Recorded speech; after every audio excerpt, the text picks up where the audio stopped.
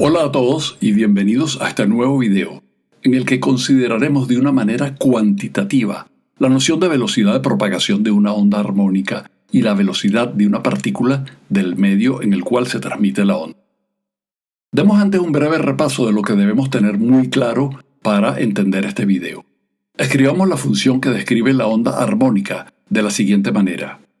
Y de xt es a por coseno de kx menos omega t más phi 0, donde y representa la posición en el instante t de la partícula del medio etiquetada por x.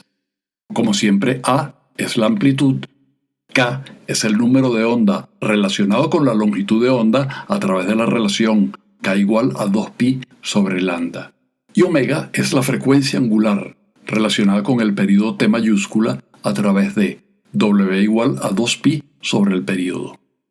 Imaginemos un punto X particular situado en un instante dado en la cresta de la onda. Cuando ese punto describe un ciclo completo, habrá transcurrido un periodo desde el instante considerado, y la cresta de la onda se habrá trasladado a una distancia lambda. Puesto que el movimiento de la onda ocurre a velocidad constante, estamos suponiendo un medio homogéneo, entonces la velocidad es la distancia entre el tiempo empleado en recorrerla, es decir, lambda dividido entre el periodo. Expresando lambda y el periodo de las ecuaciones en términos de k y omega, obtenemos que v es w sobre k, que nos da la velocidad de propagación en términos de los parámetros de la onda, frecuencia angular y número de onda. La velocidad de la onda es omega entre k. Observe la concordancia de las unidades. La frecuencia angular tiene unidades de inverso de tiempo, mientras que el número de onda que está en el denominador tiene unidades de inverso de longitud, obteniendo las unidades correctas para la velocidad. Unidades de distancia sobre unidades de tiempo, metros sobre segundo, por ejemplo. Esta relación es válida para toda onda sinusoidal, independientemente de la naturaleza de la onda. Es decir, vale para resortes, cuerdas, ondas de sonido u ondas electromagnéticas. Una manera alternativa de llegar a este resultado es la siguiente. Recordemos que la fase de una onda sinusoidal es el argumento del coseno o del seno. En la ecuación y igual a a por coseno de kx menos omega t más phi 0, la fase es phi, dada por kx menos omega t más phi 0. La fase es una función de dos variables, x y t, y ambas pueden cambiar sin que la fase cambie. Cuando la fase es constante, significa que el valor de la onda es constante. Por ejemplo, la altura de la cuerda es constante o la presión, si es una onda de sonido, es la misma.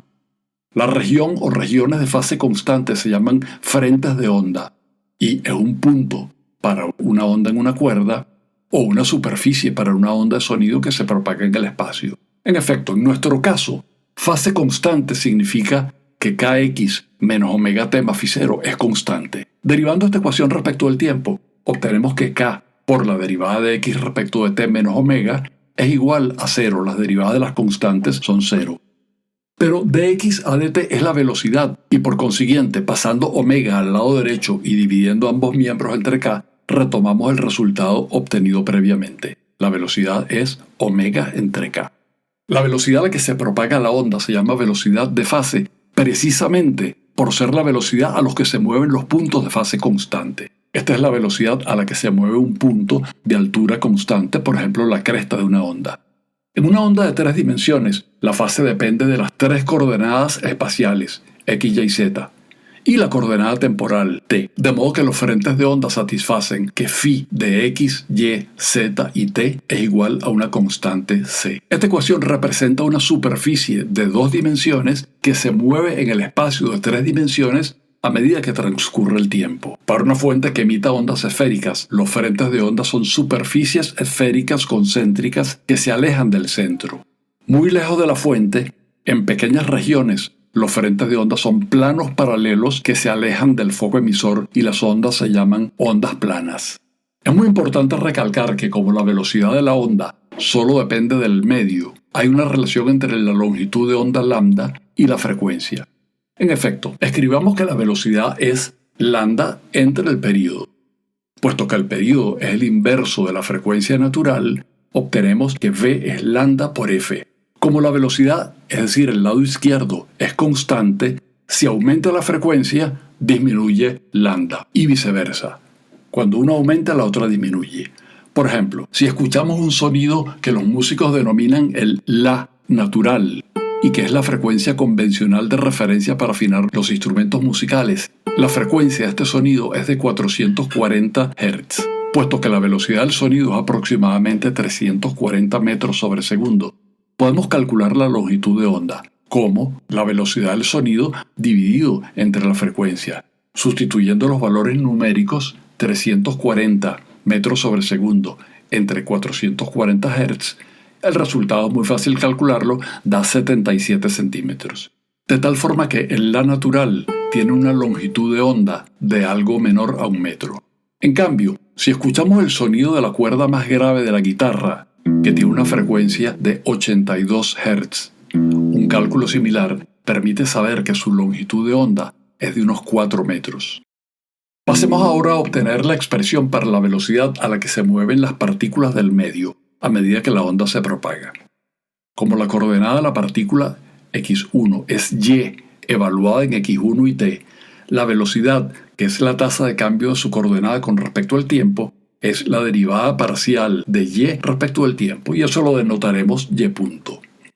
Para la onda representada al comienzo, el resultado es la velocidad, es decir, y punto, en el punto x1 como función del tiempo es más omega por a multiplicado por el seno de kx1 menos omega t, donde usamos que la derivada del coseno es el menos seno y la derivada interna arroja un menos omega, y elegimos la fase inicial igual a 0 por simplicidad.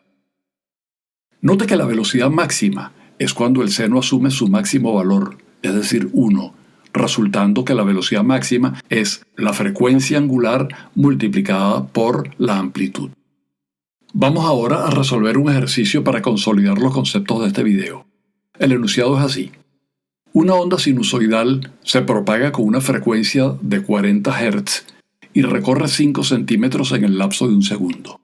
Si su amplitud es de 2 centímetros y en t igual a 0 el origen está a una altura de raíz de 2 centímetros, A. Obtenga la ecuación que describe la onda. B. ¿A qué velocidad se mueve el punto que está a 10 centímetros del origen transcurrido 20 segundos del instante inicial? Respuesta. Lo primero es darle una notación adecuada a cada dato del problema cuando no haya sido asignada. Designemos nuestros datos así. La frecuencia la denotaremos por f igual a 40 Hz. La distancia que recorre la onda es de 5 centímetros, en un lapso de 1 segundo que lo denotaremos como t1. La amplitud de la onda es de 2 centímetros. Las condiciones iniciales es que en x igual a 0 y t igual a 0, la altura de la onda es raíz de 2 centímetros. A continuación resolvamos el problema enteramente en términos de los datos, sin sustituir sus valores numéricos. Esto permite hacer un seguimiento de las unidades o de hallar casos límites. La recomendación es absolutamente general para la resolución de cualquier problema de física. Resuélvalo en términos analíticos, en términos de letras. Al final basta con sustituir los valores numéricos y obtener los resultados solicitados. Como la función general que describe la onda sinusoidal es y igual a a por coseno, debemos expresar cada parámetro de esa función en términos de nuestros datos. A ya es un dato, pero K no. Pero recordemos que K es 2π entre lambda. Pero no tenemos la longitud de onda. Pero sabemos que la longitud de onda por la frecuencia es la velocidad. La frecuencia es dato, pero la velocidad la podemos obtener dividiendo la distancia d1 entre el lapso en que lo recorre, que es t1. De esa forma la velocidad es d entre t1 y podemos sustituir para lambda. Recordando la relación entre K y lambda, obtenemos que K es 2π por la frecuencia por t1 entre d, y ya acá está expresado enteramente en términos de los datos. Por otra parte, sabemos que la relación entre la frecuencia angular y la natural cumple que W es 2π por f, y tenemos f de modo que omega ya lo tenemos en términos de nuestros datos. Solo nos queda determinar el valor de la fase inicial. Haciendo t igual a 0 y x igual a 0, obtenemos que a por coseno de la fase inicial es igual a raíz de 2. Como la amplitud vale 2, la fase inicial vale π cuartos, porque es el ángulo que tiene como coseno a raíz de 2 sobre 2. De tal forma que la ecuación de onda en términos de los datos está expresada en la imagen del video y podemos sustituir los valores numéricos para verla de manera más convencional. Pasemos ahora a la segunda parte. En esta parte nos piden no la velocidad de la onda, sino la velocidad del punto del medio elástico que tiene coordenada 10 centímetros transcurrido 20 segundos del instante inicial. Procediendo de manera similar, designemos la posición del punto como x2 y el instante que nos interesa t2. Naturalmente, nos interesa la derivada parcial de y respecto de t evaluado en x2 y en t2. Haciendo la derivada de la solución hallada en la parte A, resulta la expresión que ven en el video. Y sustituyendo los valores numéricos, obtenemos la expresión de abajo.